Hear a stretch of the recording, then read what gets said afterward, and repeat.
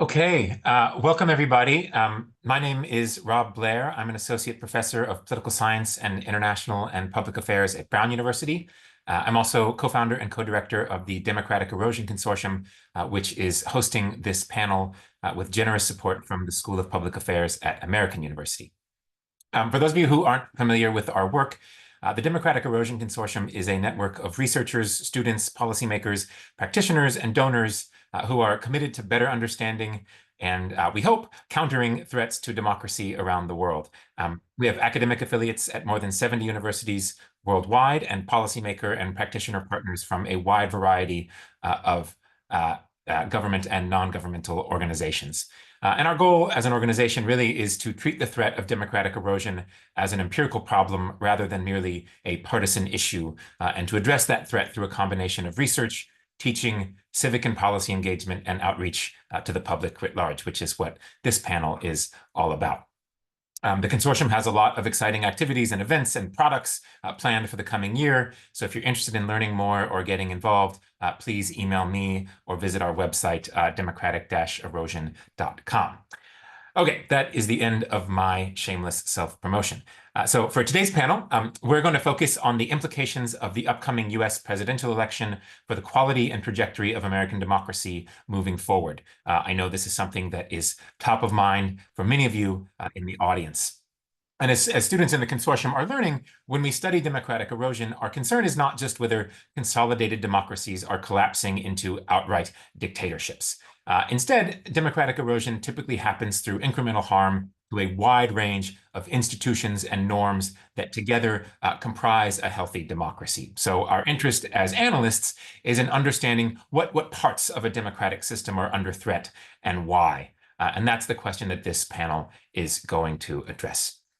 So our moderator today is Emily Clow, who is an assistant professor of political science and international affairs at Northeastern University. She studies democratic erosion and resilience, as well as the political economy of development. We also have a star-studded list of panelists.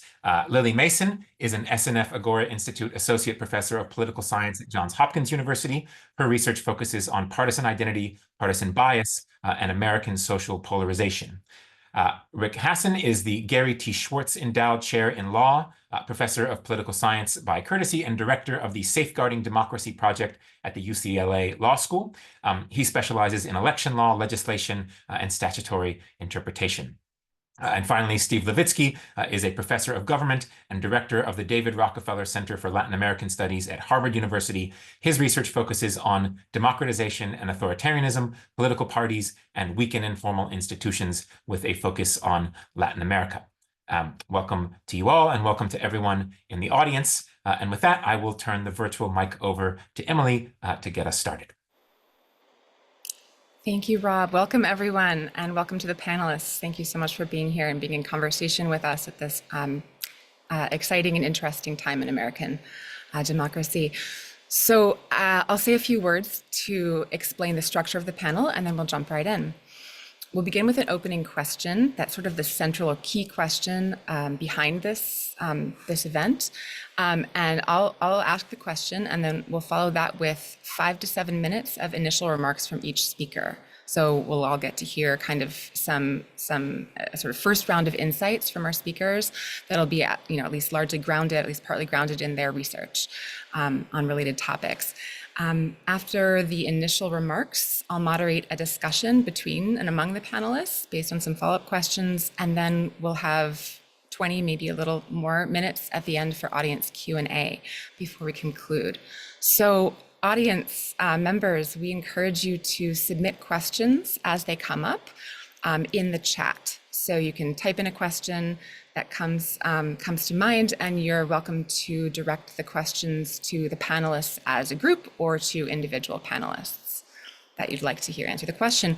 We likely won't get to all of the questions, but we'll be selecting at least some of them, and I'll pose the questions to the panelists in that last session before we conclude. Okay.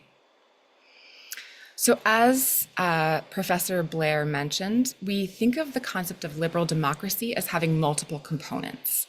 Right? It's not one thing that gets eroded. Any of these components or defining elements of democracy can be targeted for erosion. So what are these components of a healthy, vibrant liberal democracy? These classically include free, fair, and competitive elections, basic civil and political liberties, kinds of things we see in bills of rights, for example, and institutions to protect those liberties, like a constitution, an independent judiciary, and the rule of law, and also checks and balances on executive power, which can come from either other branches of government at the national level or from lower levels of government and civil society. And in addition to these core institutions, democratic theorists have highlighted a set of ideals and norms which we'd like to see met, at least to some minimal degree, for a regime, a country to be considered a robust and healthy democracy. And these include things like pluralism, which is the idea that we have to be able to see each other as legitimate members of a shared political community despite irreducible diversity, inclusion and equality of standing among citizens, and some reasonable standards of representation, participation, and deliberation. So that's, we can think of almost as a litmus test for how strong and healthy is a democracy. So in thinking about this list in the context of the American election, both in the lead up that we're in the midst of now, and then in what we anticipate in the aftermath, I'd like to ask the panelists to talk a bit about where you would locate the biggest threats to democracy and where you might locate the greatest points of resilience. And we'd like to start by inviting some remarks from Professor Mason. Thank you so much, Emily, and thank you all for inviting me to be here and letting me share some of my most recent work. I'm gonna show you some slides because I think that might be the easiest way to explain what I'm talking about. Hold on. All right. So my answer to this question is based in my most recent research looking at political violence, approval of political violence in the American electorate. This is not militias. This is not armed groups. This is just regular people in the United States. How do they feel about violence? And this is a question that my co-author Nathan Kalmo and I, we wrote a book that came out in 2022 on this question, because we hadn't really been asking questions in terms of public opinion. We hadn't really been asking questions about sort of how extreme might American partisan attitudes be. We were asking questions like, how would you feel about living next door to somebody from the other party? But we weren't asking questions that we've seen asked in other countries, for example, where we know that those types of attitudes might precede violence. So the first thing that we wanted to do was look at the types of attitudes that tend to precede violence. So whenever there is a mass violent event, it's these types of attitudes that tend to be there before the violent event. They don't always cause violence, but whenever there is violence, they're usually there. And this is a set of attitudes we call moral disengagement. It's basically vilifying and dehumanizing people from the other party. So are they a serious threat to the United States? They're not just worse for politics, they're downright evil. And even they lack the traits to be considered fully human. They behave like animals. So dehumanization is that last one. But we started asking these questions in 2017, and we've been asking them ever since. We didn't really know what to expect. We weren't really sure what levels we would see in the American electorate. We were thinking it's possible that nobody says this, that no one believes this, and it's possible that lots of people believe this. So for these moral disengagement items, what we found was that there's relatively pretty high levels of moral disengagement among American partisans. So this is just among people who either identify as Democrat or Republican, or are independents who say they usually vote for one party or the other. And so considering the other party to be a threat to the United States, even in 2017, we saw that around 60% of Democrats and Republicans believe that the other party was a threat to the United States. That number among Republicans goes up to almost 80% during the election season of 2020, and then sort of stays relatively stable. But even now, we're still at 60 to 70% of Democrats and Republicans believing this. Considering that the out party is not just wrong for politics, they're evil. Again, in 2017, we started about 40% of partisans believing this.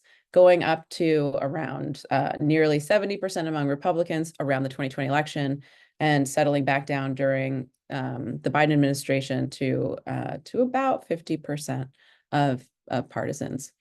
Considering the other party to be subhuman, which is really something we didn't want to see, and we found concerning, was, in 2017, it was really about 20% of partisans were willing to agree to that statement. Again, it moved up to around 40% during the last election, and then a year ago, it was back down to around a third of American partisans who are willing to dehumanize people on the other party. We found this to be somewhat disturbing because this is not, these are the types of things that, in a functioning democracy, we don't think of our political opponents as subhuman, evil threats. But in our data, we continue to see these attitudes, exist relatively prevalently. The second thing that we wanted to do was look at the actual attitudes about violence. So is it okay to send threatening and intimidating messages to leaders?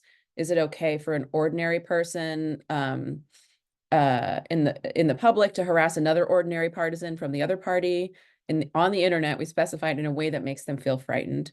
And then just the generic, how much do you feel it's justified to use violence in advancing your political goals these days?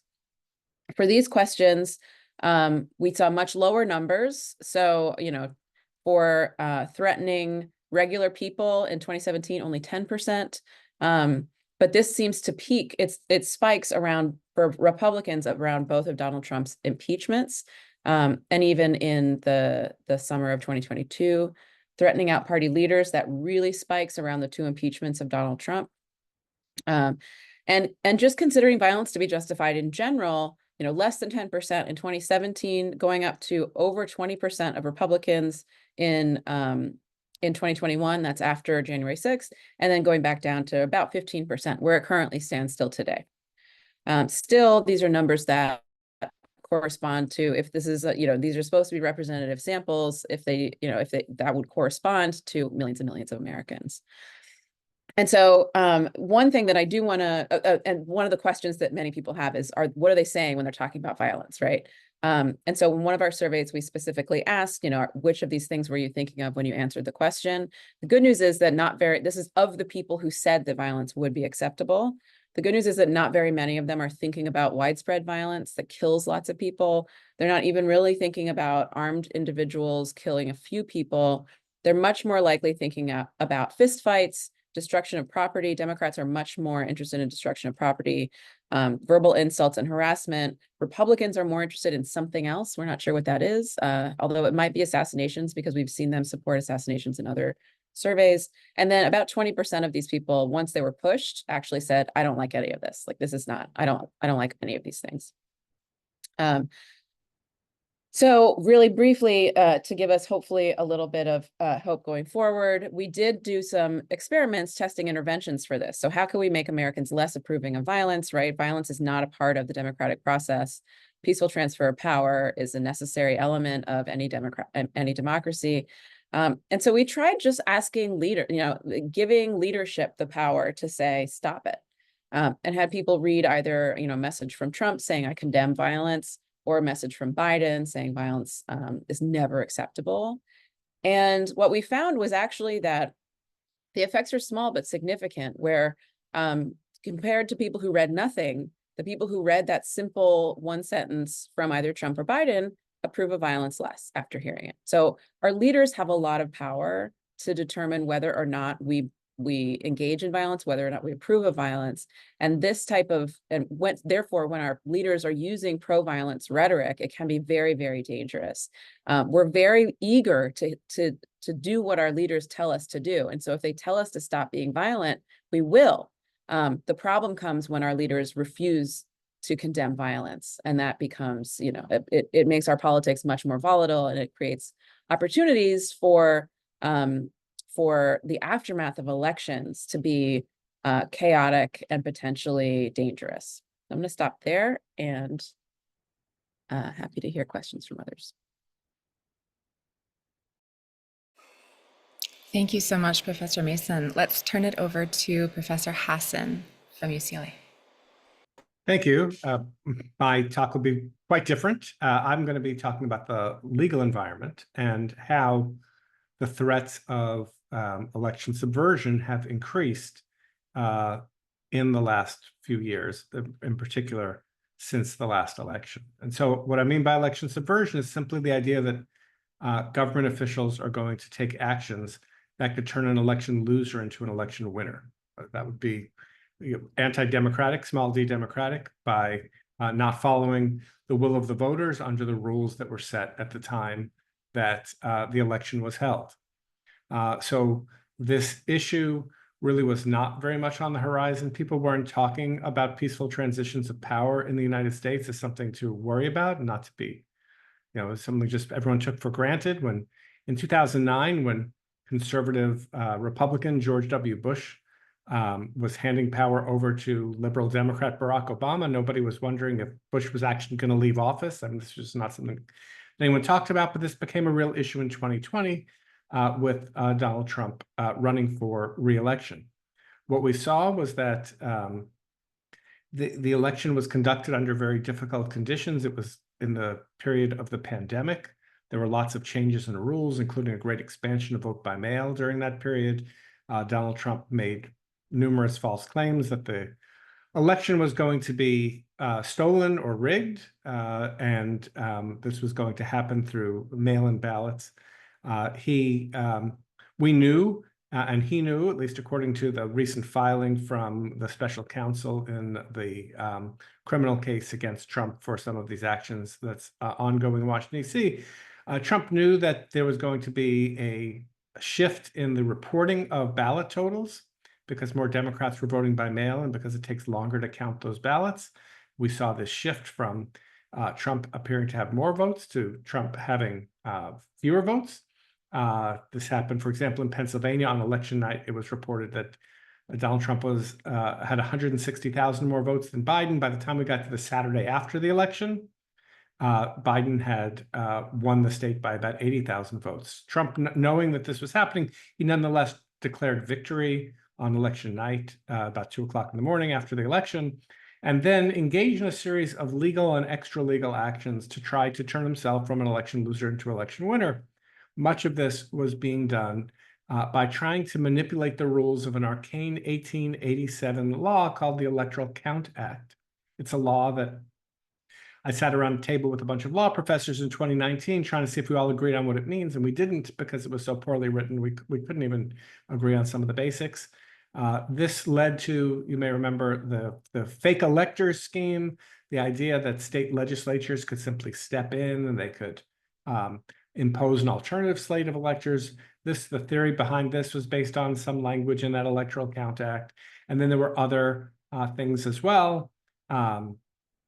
The idea that the vice president would have some power. Vice president serves as kind of the master of ceremonies on the January 6th after the election. The vice president's job is simply to open the envelopes and call on people. But yet there was a claim the vice president had some kind of power to reject electoral college votes. There was some attempt to try to manipulate the rules so that no one would get a majority in the electoral college, and that this would then lead to special election rules under the 12th Amendment, by which we give the House of Representatives the ability to choose the president under a rule where each state delegation gets one vote, a rule that would have favored Trump. So we saw a whole bunch of different machinations to try to change the election results. We also saw a number of lawsuits that were filed. Some of those lawsuits later led to lawyers being sanctioned for making false claims before the court. These were lawsuits that were claiming fraud or other irregularities. None of the lawsuits were successful. There was one very minor success in Pennsylvania, but it didn't make a difference for the outcome of the election. But none of the serious lawsuits trying to get election results overturned were successful, and the system held. And this was, I think, a real wake-up call for people in the United States that, people assumed that when they would go to the polls and they'd vote in their polling place or they'd mail on their ballot, that somehow magically those vote totals would be added up, and those vote totals, the totals that were publicly reported, that would automatically mean that whoever got the most votes under the Electoral College rules would win the election and would take office. What we saw again and again in the aftermath of 2020 is that there are a lot of steps, a lot of technical steps that have to happen between the time voters vote and the time that Congress counts the Electoral College votes on January 6th. And so there were a number of people who served kind of ceremonial roles in confirming what the vote totals were. There was an attempt to try to influence those people to not accept those totals. And so this was, I think, something new for the modern United States, that we saw this kind of manipulation. Now, as I recall, Emily's prompt, it's also to talk about what maybe has gotten better. And I think there are 3 reasons to believe that the legal environment has gotten better since 2020, even though I think there are still risks. The first thing that happened, and probably the most important one when it comes to these legal risks, is that in December 2022, Congress passed the Electoral Count Reform Act. It was pretty bipartisan in the Senate. It was more partisan in the House, although somewhat bipartisan in the House. This was passed just at the end of December of 2022, just before Democrats lost control of the House. And what this law did is that it clarified and changed some of the rules related to how Congress goes through the process of officially recognizing electoral college votes. It said things like state legislatures can't just throw out the votes of the people and put in, after there's been an election, put in a different slate of electors. The vice president doesn't have these kind of powers. It raised the threshold for raising objections. It dealt with what happens if a governor doesn't submit a slate. It created a federal cause of action to go to federal court to try to require government officials to do the right thing once there has been an election and determine who the winner is and report that result. This was quite an accomplishment. It took a lot of negotiating for this to happen. It's a very good development. Now, law can only be so constraining. People might not follow this law. People could make arguments that the law is unconstitutional or whatever, but this serves as a marker and would make it much more difficult on legal grounds to be able to try and do the things we saw in 2020. Second thing that happened was that the Supreme Court decided a case called Moore versus Harper. Kind of a complicated case. I won't get into the details. I'm happy to talk about it in the Q&A. But part of that case turned on the question of how much power do state legislatures have in setting up the rules for federal elections.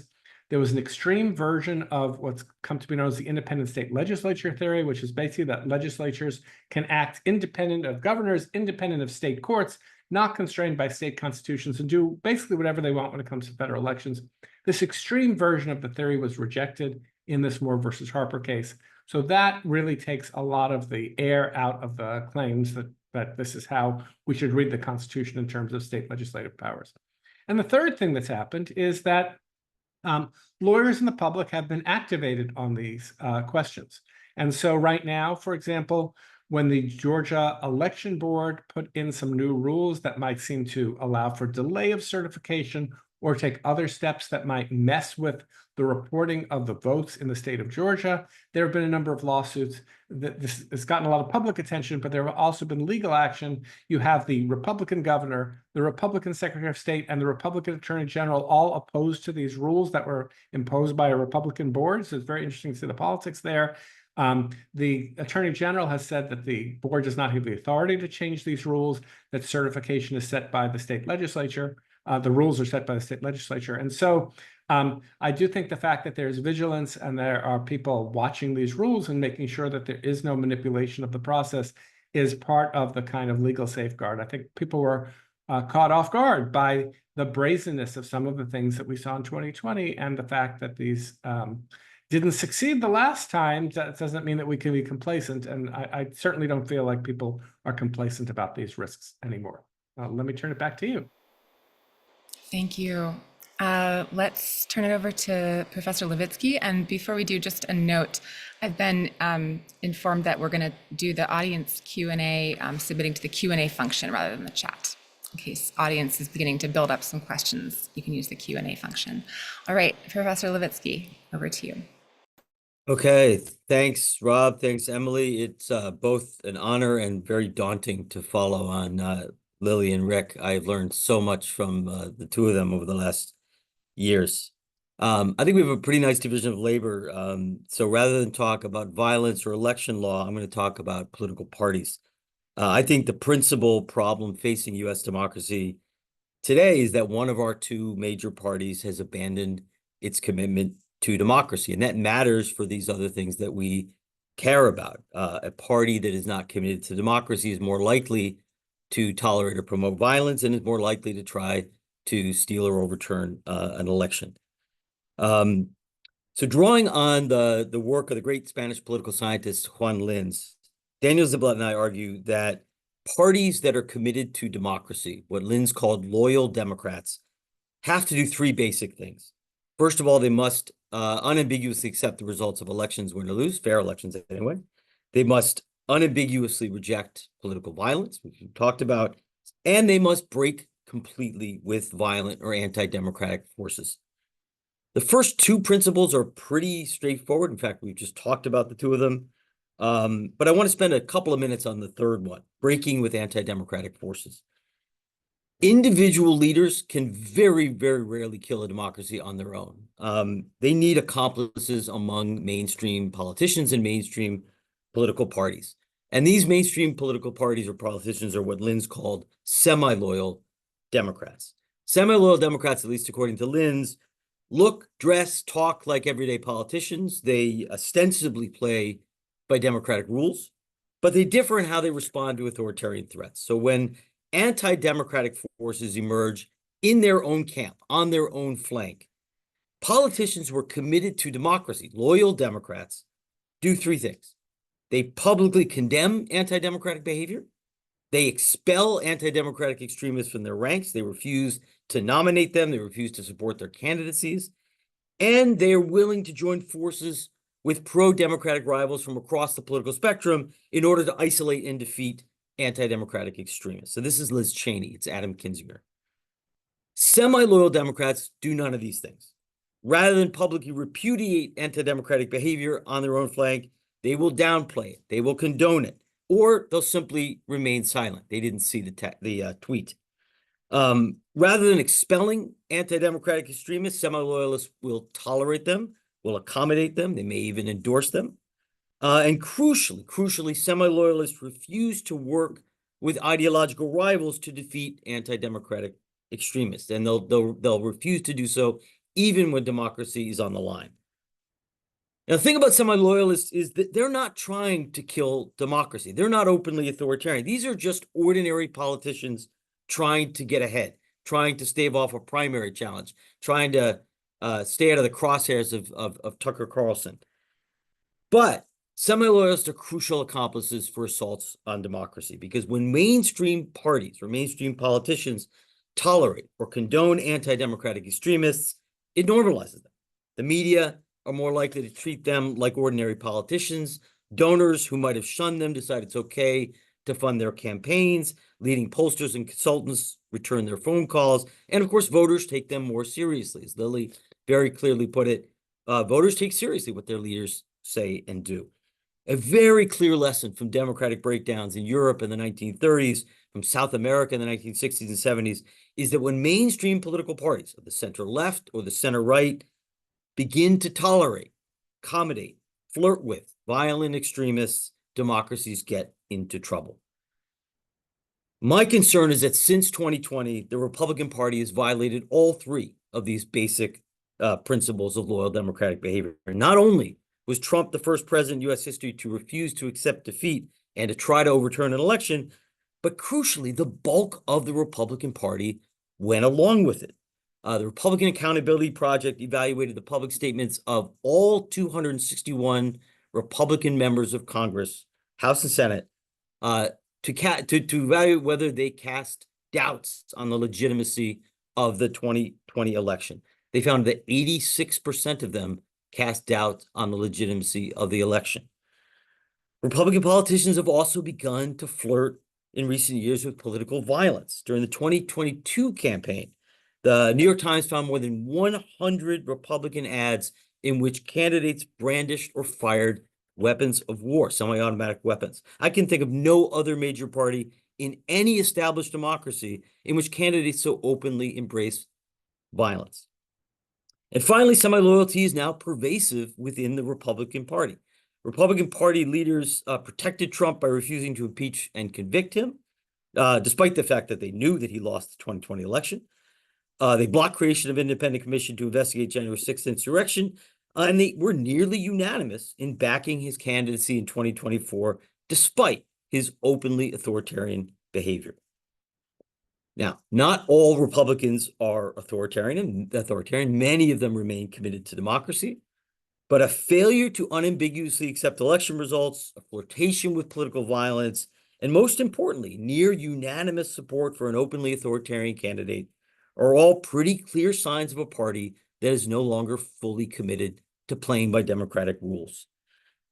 It doesn't have to be this way. Contrast this behavior since 2020 with the right in Brazil.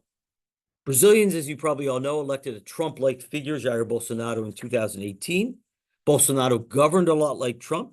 And like Trump, he narrowly lost his re-election bid in 2022 and tried to overturn the results. But his own political allies refused to go along with it. All major right-wing politicians recognized Lula's victory on election night, the president of Congress, all the leading governors. So the Mitch McConnells, the Kevin McCarthys, the Ron DeSantis's, all of them accepted the results of the election on election night. Brazil had a January 6th event on January 8th of 2023 when protesters stormed the Congress, presidential palace, and the Supreme Court building. But the Brazilian right forcefully condemned the insurrection, and nobody downplayed it. Nobody called it a tourist visit. Nobody condoned it. And God knows nobody defended it.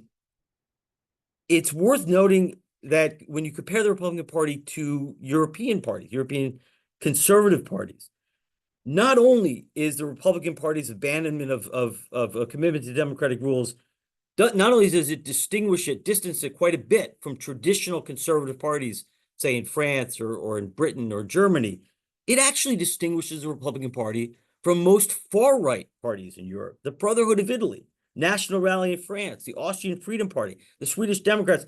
Those parties all continue to eschew political violence and to accept the results of elections. So the Republican Party has really become an outlier. I think it poses a unique threat to democracy among Western democracies. Resilience, very quickly.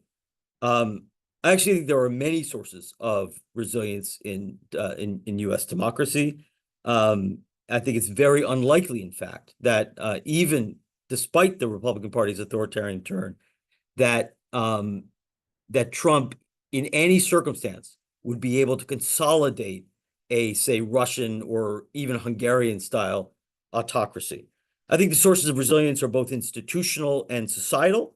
The U.S. continues to have some pretty strong institutions, several of which will undoubtedly work to constrain Trump. That includes a still very independent judiciary. It includes federalism. It includes a highly professionalized armed forces that will not be easily politicized. But I think even more than institutions, the most important source of resilience is societal. The fact that so many resources in the United States are dispersed away from the state and across society. Trump will do damage to our democracy if he wins. He will throw punches at our institutions. Some of them will land, but he is very, very unlikely to consolidate an autocracy because his punches each step of the way will be contested. The primary difference between the United States and Russia or Hungary or Venezuela lies in the strength of societal opposition. Our opposition forces have a unified, well-organized, well-financed, electorally viable party, a very well-organized civil society with a lot of lawyers, a very big, very diverse, very wealthy private sector, much of which will continue to finance the opposition and continue to finance civil society. The most dynamic sectors of economic and cultural power will be opposition strongholds in the United States. Public opinion is very unlikely to rally behind an authoritarian project. To date, Trump has never had support of more than 50% of Americans. That's important He'll never be. It's very unlikely he'd be able to generate sort of Putin or Erdogan or Bukele style popular support. So Trump will take steps towards authoritarianism, but every step that he takes will be contested, and eventually, I think, he's likely to fail. So I think regime instability rather than stable authoritarianism is a much more likely outcome in the event of Trump winning. I'm sorry if I went over. Thank you to all of you for your initial remarks. Let's first invite responses from speakers. We've heard about tolerance for political violence and polarization. We've heard about the legal environment and some of the legal challenges that perhaps were unanticipated in 2020 that we may be better equipped to face in the current and upcoming election. And we heard some concerns about co-partisans, and their willingness to act with loyalty to the democratic institutions rather than party priorities, but also some sources of resilience from Professor Levitsky. So would any of you like to kind of respond to the threats identified or the points of resilience by other panelists?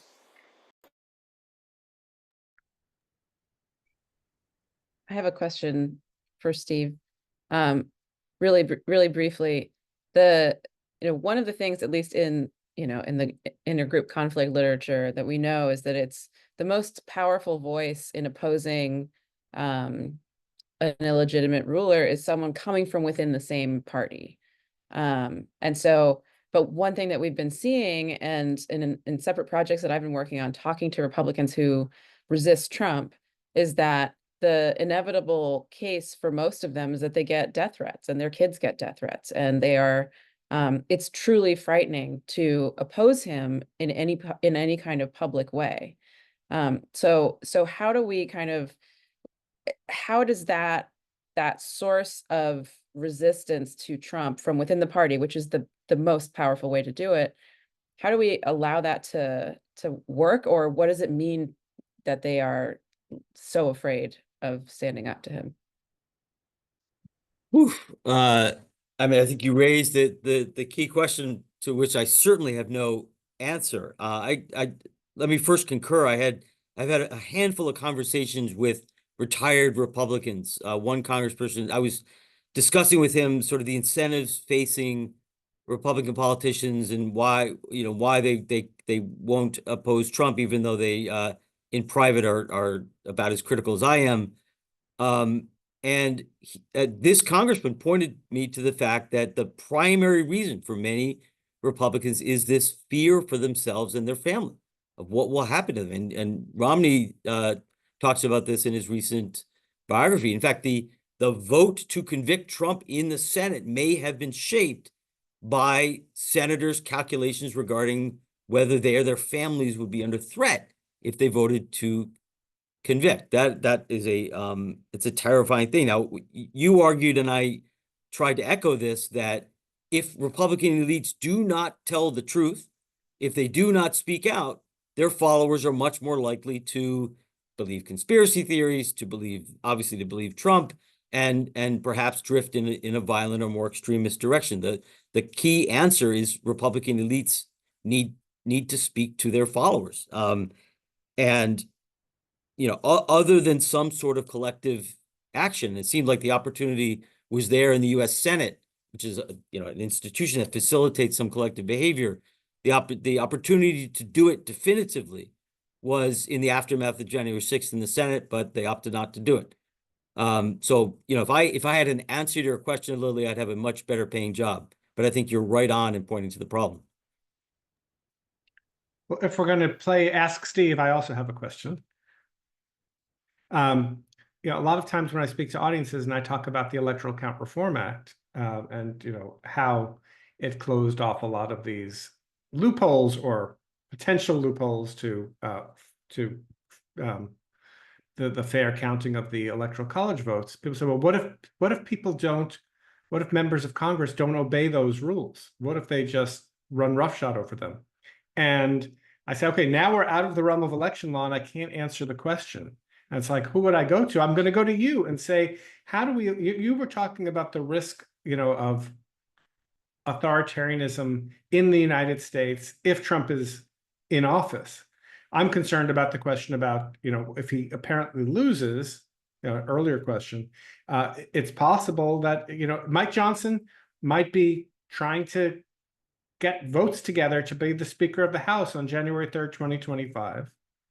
And so he might make some promises as to what he would do on January 6th, 2025, and maybe not follow those rules. That I think is probably at the top of my list of concerns in terms of the election process going smoothly. So I don't know if you have any thoughts on that aspect of things. That's a nightmare.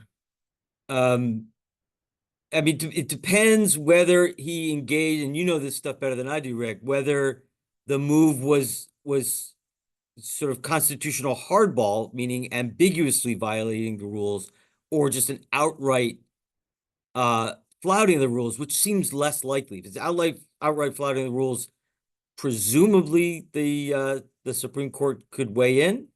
But if not, if it's ambiguous, yeah, they could send this to the Congress and Trump could win. But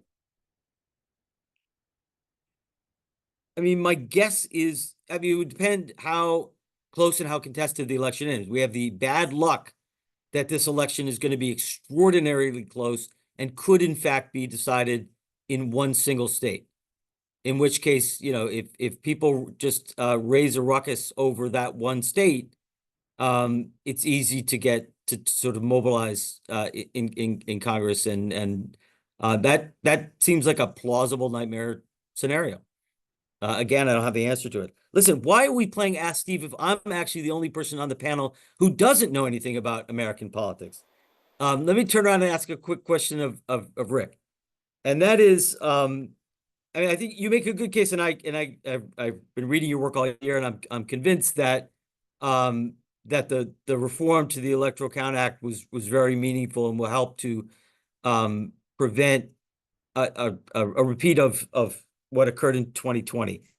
But what about how dangerous can be efforts to or a coordinated effort to simply not certify election results at the local and state level? How much should I worry about that?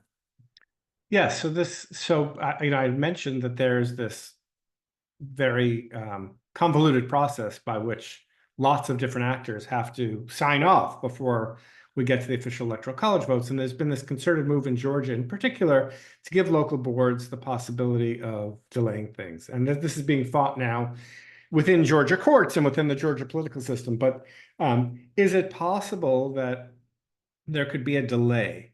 Now, the ECRA does a couple of things to make that less likely. One thing it does is it says if a state doesn't submit electoral college votes, they're taken out of the denominator for what you need for a majority in the electoral college. So it's harder to do that, to game the, we're going to deprive both sides of a majority and throw it to the House under the contingent election rules of the 12th Amendment. The other thing it does, the ECRA, is that it creates a federal cause of action. You can go to federal court to sue over certain things.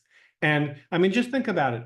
If Georgia was engaged in these machinations and it was going to delay so long that it was not going to submit a slate of electors, you'd be disenfranchising the entire state, millions of voters, from participating in the presidential election. That's a denial of the right to vote. That creates an entree for the federal courts.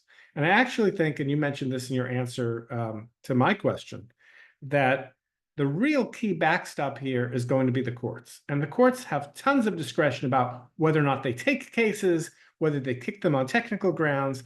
But really, a lot of the work that I've been doing over the last few years has been to bolster the judiciary and to put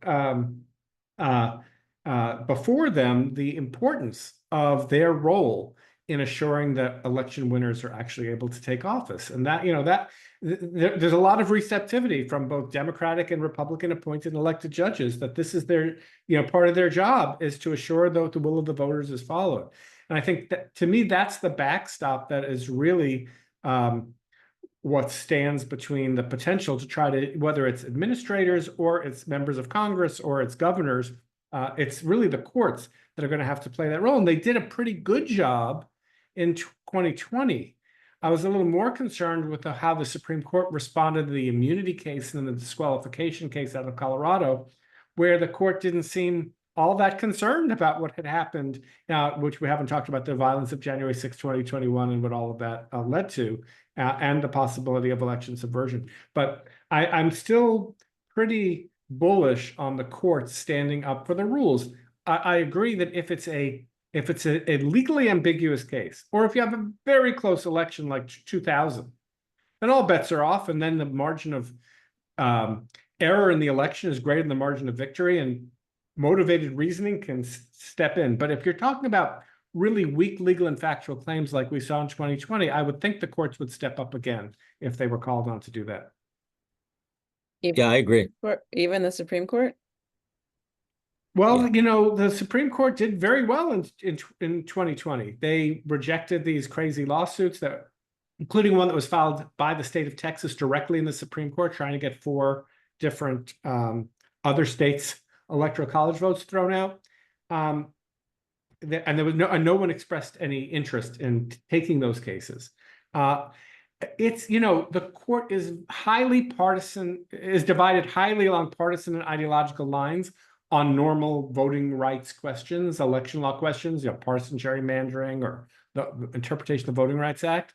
But so far, on those cases, like in the Moore versus Harper case, there were 6 justices who rejected that crazy extreme theory of the independent state legislature doctrine, the extreme version of it, and only 2 that seemed to embrace it, and 1 justice didn't express an opinion. But so that's pretty good to have 6 on a court of 9, where you've got 3 Democratic appointed justices and 6 Republican appointed justices. Yeah, I mean, I read 2 interpretations of why the Supreme Court might have ruled as it did in the immunity cases. One, which I'm not persuaded of, is that the court is Trumpized.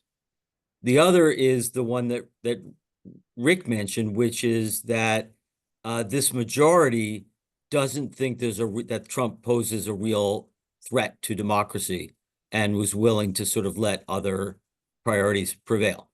I think I'm pretty persuaded that that's what the sort of critical, not the 2 most Trumpist justices, but the other 4 are thinking.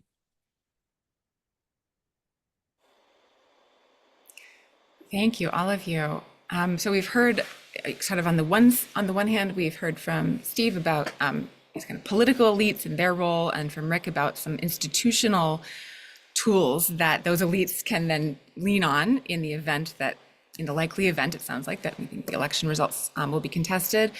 And then from Lily on the sort of other side about like regular voters, right? And kind of the legitimacy of extra institutional, right? Outside of the usual institutional norms of democracy, sort of ways of dealing with fellow voters or the opposition party.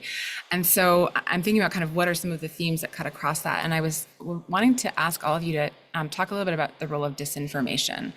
The scholarship, in the consortium, we teach about the role of disinformation, the importance of a good information environment for functioning democracy, the concern that many have articulated that we have kind of rampant environment of disinformation in, print media, but especially televised media and talk shows and pundits, and then also in social media on the internet. And I'd love to hear you all talk a little bit about where you see disinformation posing potential challenges in the areas that you identified as threats.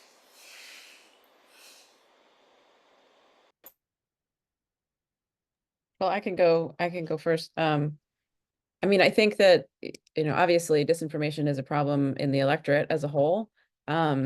Usually when people ask me whether I'm worried about AI deep fakes, I say basically no, because everyone believes lies that are, blatant lies on their face anyway. So we don't need deep fakes to convince people that fake things are true.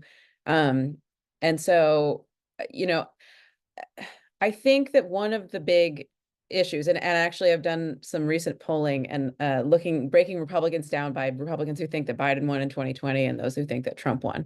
And about a third of them think Biden won and 2/3 think Trump won. And between the Republicans, the election denier Republicans, the election believer Republicans, Democrats, and independents, if you look at the four groups, the group that is the most worried about misinformation in this election in November is the election deniers, the Republican election deniers. They're more worried about misinformation than any other group of Americans. And part of the reason for that is they think the entire country was lied to in 2020. They believe that we were all misled and don't understand the reality. So in that situation, it's really hard to get through and explain that basically like everything you believe to be true is not true. And you have been misinformed. And we are all, as humans, very motivated to believe that we are smart and good people. And asking someone to admit they've been misinformed is deeply difficult. And in fact, you almost have to go around the question from a different direction. Like you can't actually say you've been hoodwinked, because it makes people angry and it makes them want to defend the information they received. So it's a really thorny problem. And I think that, rather than just sort of say, your facts are wrong, basically what we've shown now is that, it's not that facts don't care about your feelings, right? It's that feelings don't care about your facts. People will feel the things that they feel, and you can correct every single fact that they've gotten wrong, and it won't change the way they feel about it. And so really what we need to do to address that is not necessarily do fact checking, but actually start telling different stories and giving them different narratives they can buy into that are adjacent to the things they already believe, but maybe can help them take a step out of believing that. But yeah, in general, it's extremely dangerous for a democracy for voters to live in different realities, and basically to have destroyed truth, right? Our leadership has effectively, and Trump in particular, has basically destroyed the concept of truth, of a common truth for most people. And that makes it, it extremely effectively divides the American public into warring camps rather than being, common Americans. Yeah, I agree with much of that, especially the point that you don't need high tech to convince people of things, but it helps. So the example I like to give is that in the 3 weeks after the election, from election day till about Thanksgiving, Donald Trump was able to go to Twitter directly about 400 times by a New York Times count and include false and misleading claims about the election being stolen or rigged.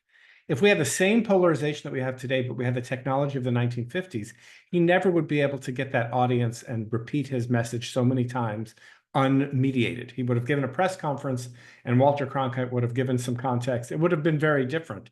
So the fact that today we have millions of people who believe the false claim that the last election was stolen is very dangerous, because if you don't believe that the current government is legitimate, then you're going to lose that loser's consent, which we need for democracy, where people accept the election results as fair.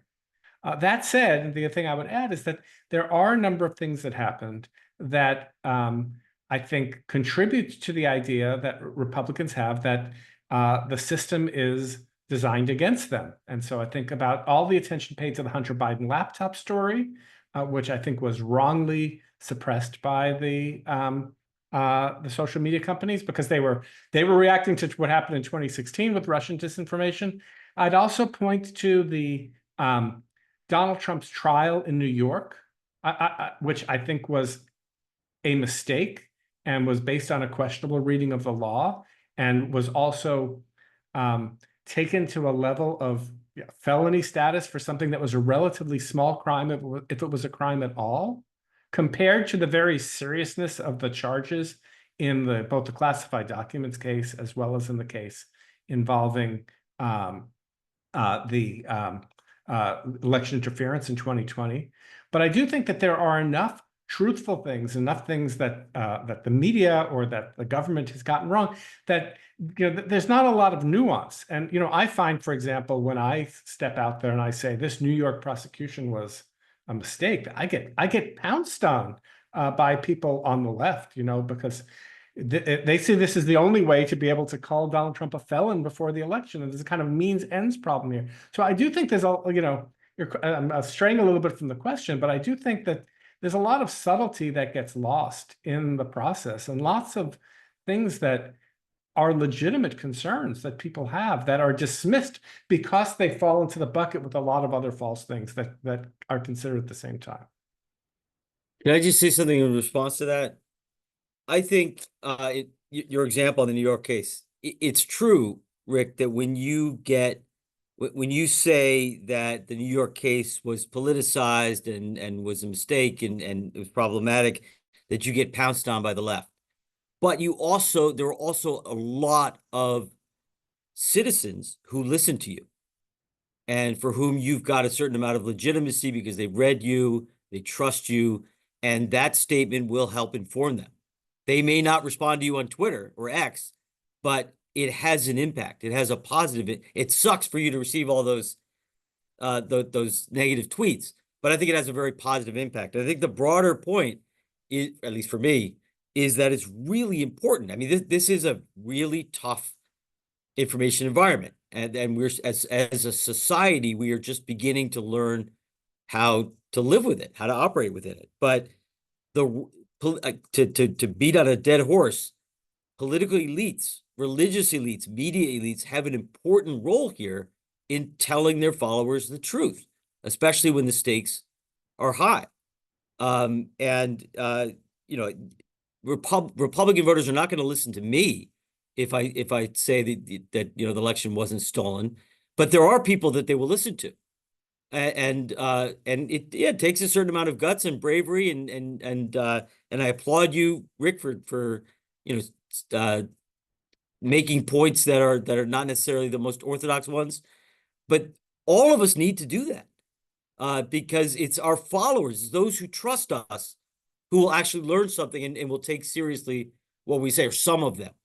And to me, the biggest problem with the big lie, with misinformation regarding the big lie, was that an insufficient number of right-wing elites told their followers the truth.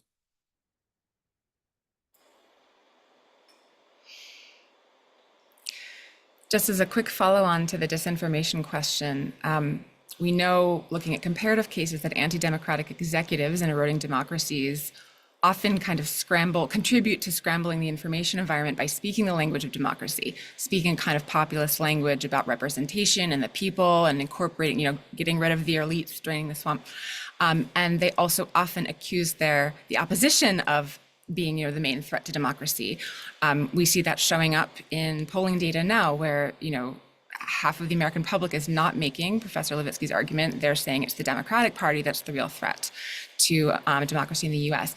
In this information environment we're describing, how do you navigate that? How would regular people be able to tell the difference between the claims that you all have made here and some of the things that they're hearing from their trusted advisors? Could you talk a little bit about, strategies or insights you might have about that challenge? Oh, go ahead. I was just going to say, a huge part of the story, and I talk about this in my 2022 book, Cheap Speech. A huge part of the story is the decline in local news because of the change in the information environment. And so local news was always among the most trusted. Part of the rise of social media is it would also accompany the changing business model. No longer did you need to subscribe to a newspaper for classified advertising or for the sports section. You could kind of get that stuff for free elsewhere. And the collapse of local media, I think, contributes to the increased difficulty of people's ability to get truthful information.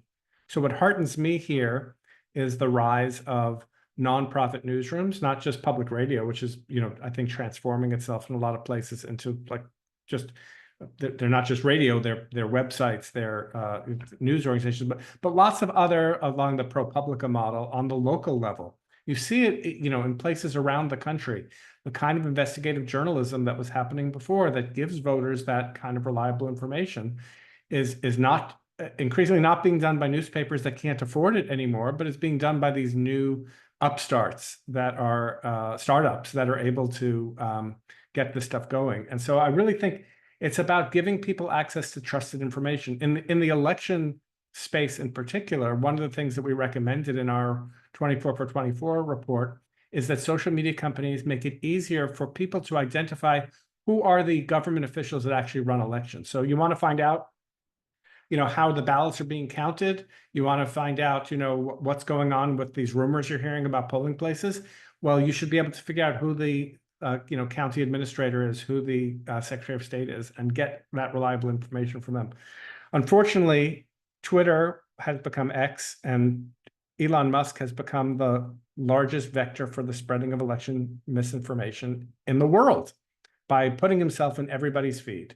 And by saying things just like you suggested, Emily, stuff like, if Trump loses, it's going to end our democracy. We're not going to have elections anymore. And then spreading what I would say is a variation on the great replacement theory that Democrats are going to import all of these non-citizens, make them citizens, and they're all going to vote for Democrats. And so, it's really hard to create a space where people can share truthful information and be able to identify truthful information when one of the owners of one of the largest platforms is affirmatively spreading false information.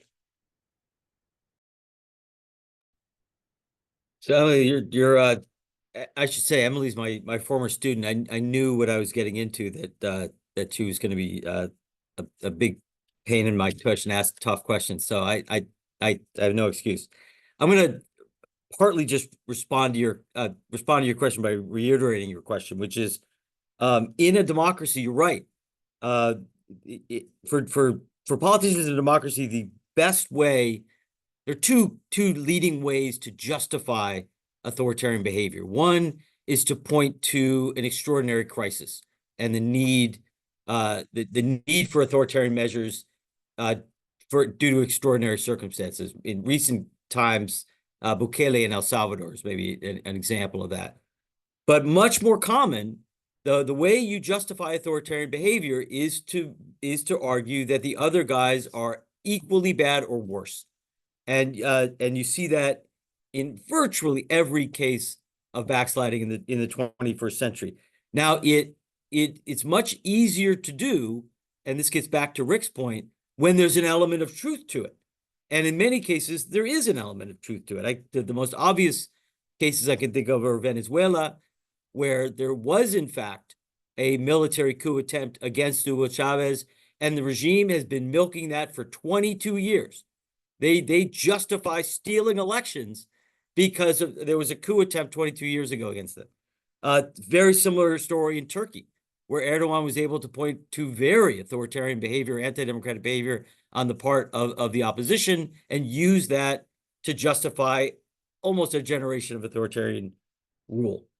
Again, the key to preventing this from happening is partisans have to be able to tell their followers the truth. And here I really, really value the behavior, the attitudes of people like Liz Cheney and Adam Kinzinger, who not only have done the right thing, but speak publicly about it. And I think as a secondary point, we would all be in a slightly more credible place if we were able to not both sides it, but whenever we speak publicly. The problem is people like me get written off as partisan hacks, and understandably, and we would get slightly less written off as partisan hacks if we were to be consistent like Rick and make sure that we point out the democratic foibles or abuses on the other side, on our own side, that way. Yeah, on that, right, you cited Juan Lin's, the 1978 piece on how undemocratic breakdown, and he makes this point that most of the movements, at least up until that point, most of the kind of breakdowns of democracy happened under the auspices of the right, but that the left inevitably played a role in that process, or there were missteps, or there were problems with the opposition. And so sort of the challenge of arriving at that nuance without both sidesism leads us into my next question. And this will allow us, I think, to pivot to audience Q&A. So I actually want to invite Rob to kick it off with a question that he'd like to pose to the panelists. I think links up really nicely with that discussion. Yeah, this is really following directly, Steve, on your last comment, and it's something that I think a lot about. So we've talked quite a bit about threats to democracy coming from the Republican Party. And Rick, this also picks up on your comment about the Hunter Biden laptop and the way that was handled, and the New York hush money case. I'd be curious to hear from you all what potential threats to democracy you perceive coming from the Democratic Party or from the left more generally. For example, things certainly that folks on the right would cite would be not just the various criminal prosecutions of Trump, but also the attempt to remove him from the ballot via the 14th Amendment, or recent proposals to overhaul the structure of the Supreme Court, which have been endorsed by leading Democratic Party officials. I'm wondering, to what extent do you all perceive those as threats? How worried should we be? And again, avoiding the sort of the both sidesism or drawing false equivalencies that Emily warned us about. I'm just curious to hear how you all are thinking about that. I can say something about the disqualification case. I was very torn by that case because, on the one hand, I thought Trump was a unique threat to, or not unique. He's a pretty rare threat to American democracy in terms of his willingness to try to overturn the results of the 2020 election. On the other hand, the idea of using a part of the Constitution that had not been used in a century with very vague language and without any procedures already in place, especially in a decentralized system where you've got potentially 51 different answers to the question of whether Trump is disqualified, is very problematic. And so I was torn. I actually filed a brief in the case with a Republican election lawyer and another professor, saying basically, whatever you decide, have some clarity so we at least know what the rules are. Because there's a real question as to, for example, let's say that Trump wins, and this is unlikely, but Trump wins in the Electoral College, but Democrats control both houses of Congress. Could Democrats at that point then say, sorry, we're not going to count Electoral College votes for Trump because he's disqualified? And in that Trump versus Anderson case, the court said, this is a question to be decided on the national level. So how did the court resolve that in that case? Well, they included some language that sort of suggests that Congress wouldn't be able to do that. They'd have to pass a statute, but they didn't really say it. So we didn't get the clarity that we need. And so this, in theory, hangs over the election today.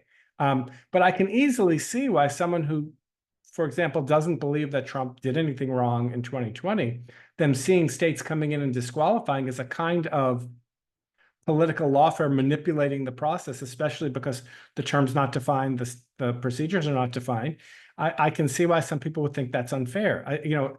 I don't think our current Constitution, in a lot of ways, is built to deal with the problems that we're seeing today. And so when you've got arcane language that has not been interpreted, it's going to be interpreted in ways that serve the interests of both parties, in a very context and fact-dependent way for the current moment.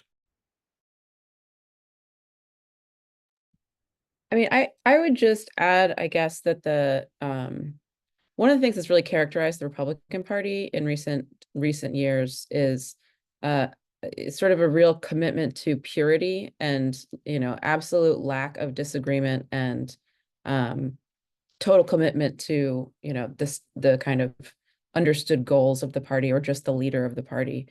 And one thing that we're seeing on the left now is some of that creeping in as well, is sort of this idea of if you're not perfect, then you're not then you're not a legitimate leader. And in a two-party system, that doesn't work. There is no purity in when you only have two political parties in a country as big as the US. There has to be it is sort of a mix of different kinds of people and different kinds of attitudes in both parties.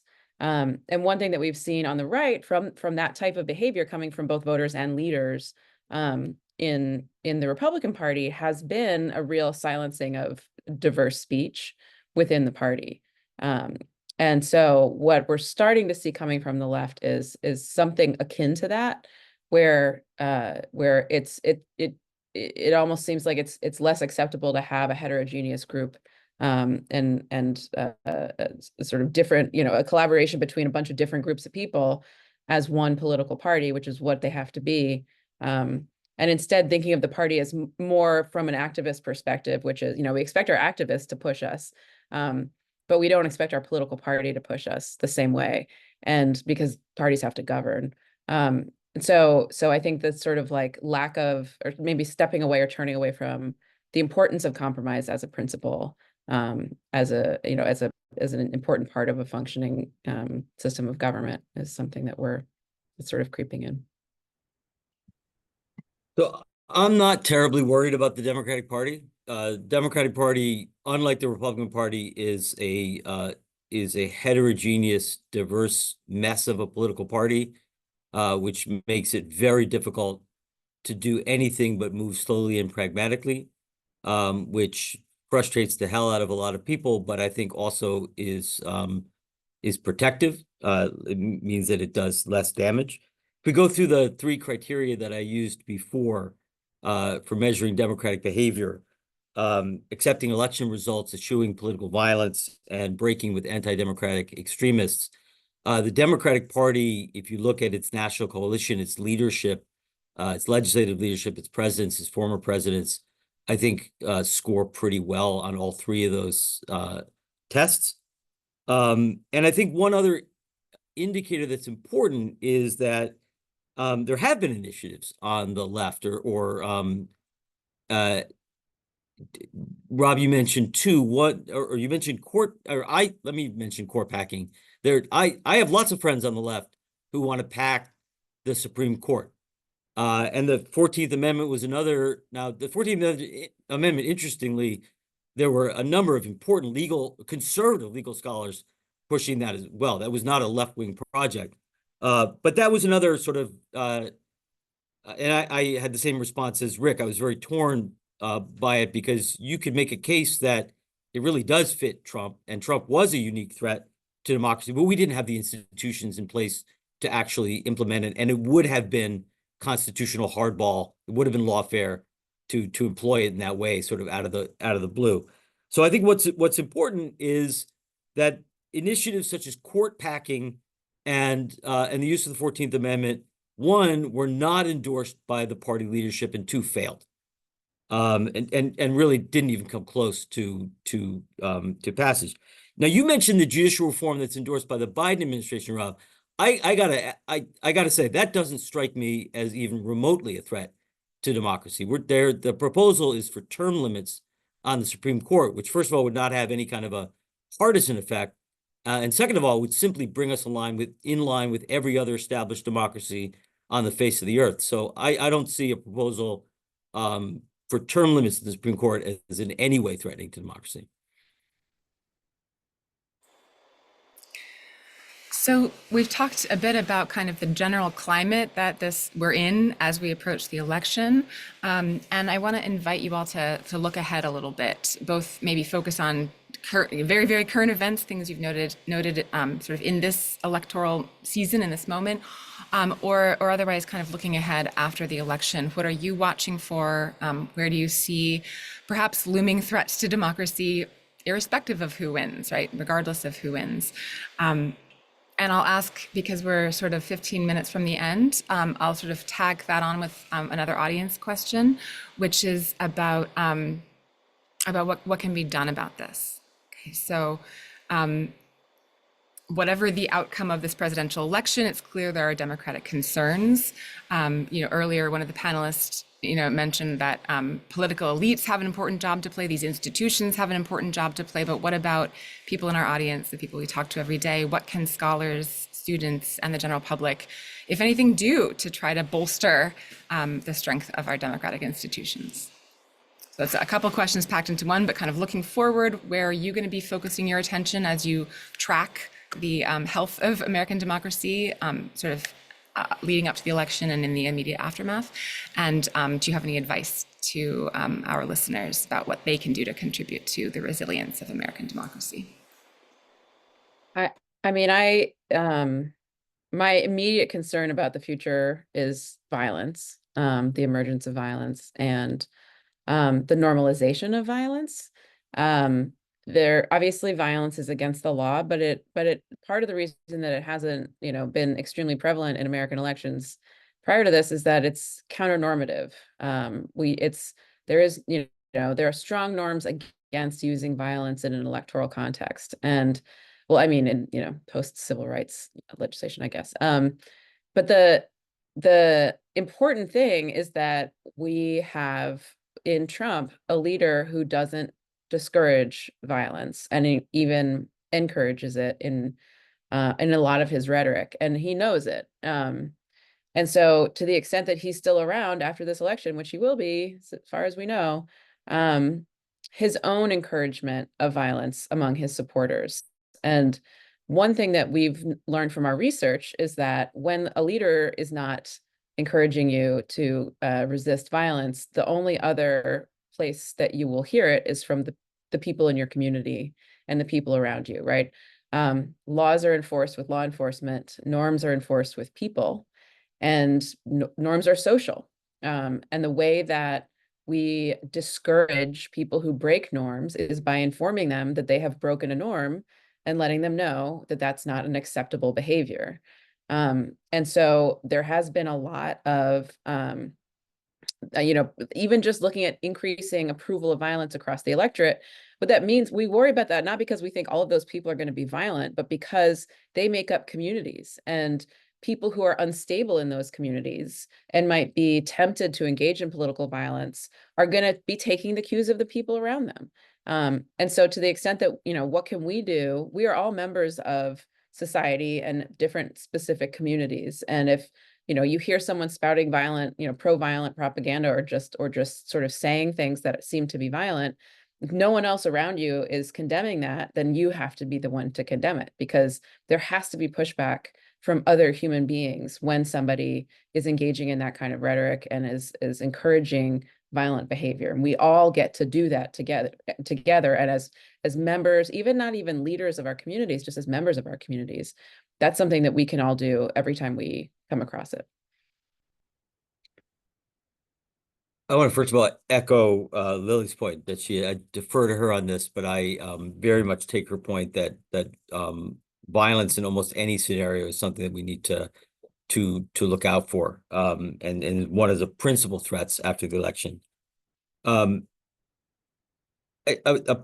want to make 2 points. One is that no matter who wins the election, our democracy is going to be in need of shoring up. Our democracy is going to be unstable and threatened. There's a tendency here I am finally engaging in both sides on both sides to kind of treat this as the last election. Elon Musk the other day said that if Kamala Harris wins, there won't be an election in 2028, or there won't be a free one.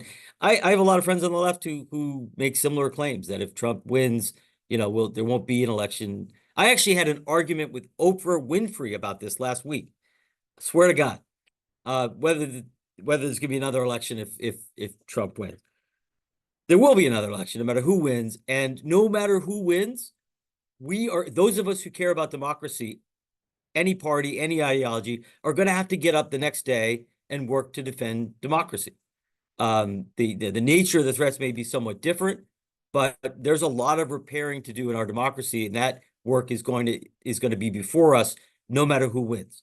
And this is not the 15th round. This is not the final act. We have a tendency to treat this election as the election to end all elections. It's an important election. It has important consequences, but there is going to be a day after the election, and all of us citizens are going to have to get up and work for democracy. There are lots of ways to do it. One of the really positive things that we've seen since 2016 is the emergence of a large number of civic organizations working on preserving, strengthening, reforming U.S. democracy on a number of fronts. So there are literally 1,000 different ways in which citizens can get involved in shoring up democracy, whether it is voting rights or voter registration, or any number of things. I just wanted to point to one other factor, which is, and this is not an immediate issue because we've got to get through this election, but as Rick pointed out, our Constitution is not very well built for the situation we're in. our Constitution is difficult to change. Our institutions, even non-constitutional institutions, are hard to change. But I think a pretty good case can be made that we are in need of democratic reform.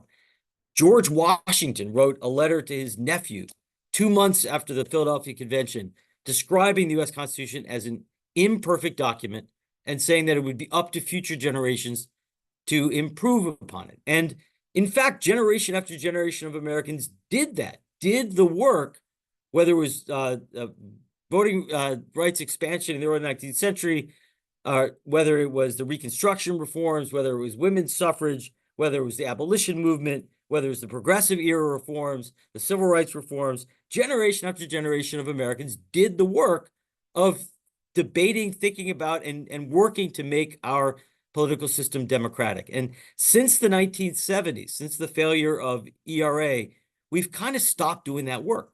The last couple of generations have not thought seriously about democratic reform. And I think we need to, and we'll have disagreements about what needs to be reformed and how to reform it. But there's a case to be made that we certainly can reform our election and voting system.